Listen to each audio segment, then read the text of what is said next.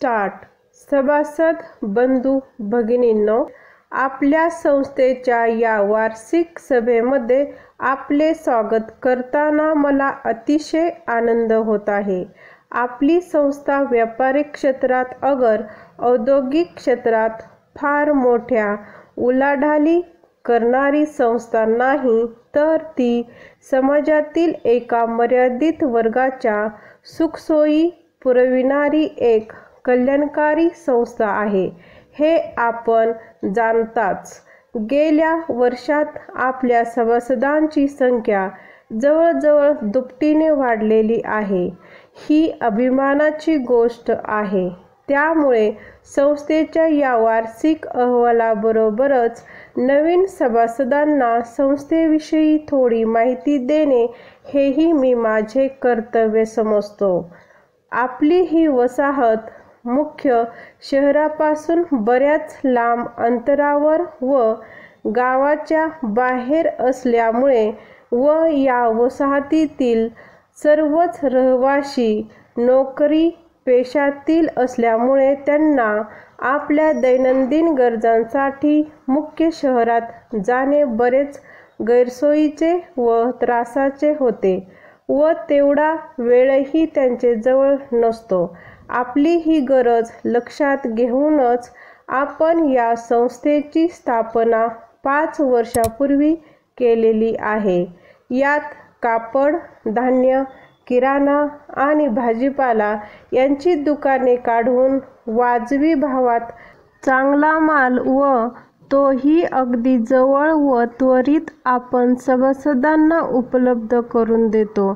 आपल्या या संस्थेचे कार्य एवढ्यावरच मर्यादित नसून येथील मुलांसाठी एक पूर्वप्राथमिक व प्राथमिक शाळाही आपण उघडलेले आहेत.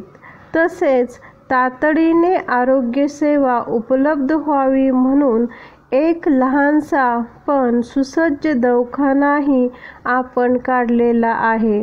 त्यामुळे आपल्या संस्थेचा व्याप आता खूपच वाढलेला आहे. पण सर्व सभासदांची योग्य व आपुलकीची साथ मिळत असल्यामुळे संस्थेचा व्यवहार अगदी सुरळीत चालू आहे. ही आपल्या सर्वांच्या दृष्टीने अभिमानाची गोष्ट आहे. परिच्छेद.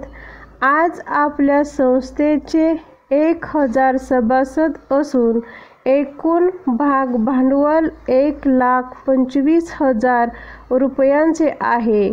मागील वर्षात आपण या भांडवलावर 27,000 रुपये मिळविले आहेत.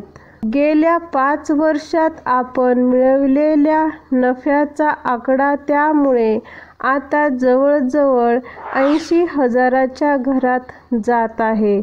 इतक्या मोठ्या केवळ नफ्याचे आपण काय करतो, असा प्रश्न त्यामुळे साहजिकच निर्माण होतो.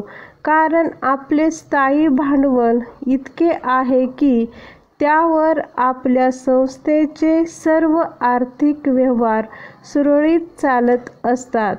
गेल्या 5 वर्षात झालेल्या नफ्यातून वसाहतीतील नागरिकांच्या सोयीसाठी एक सुसज्ज हॉस्पिटल आपण बांधलेले आहे.